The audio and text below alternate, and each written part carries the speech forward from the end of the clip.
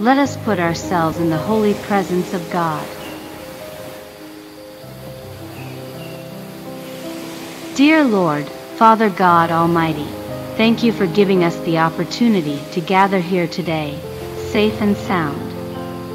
As we start our event, we invoke your holy presence to fill this venue with positivity and blessings. We would like to ask you to extend your miraculous hands to guide us.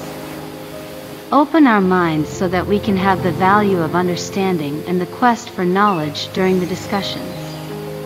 Open our eyes and let us see the significance of our activity today. Let our ears hear the wonderful messages of those who are invited to speak and share. And lastly, open our hearts so that we will feel your love, O God, all throughout the day. We pray that by bringing us into a circle of cooperation, this activity will be a success. We ask this through Christ, our Lord. Amen.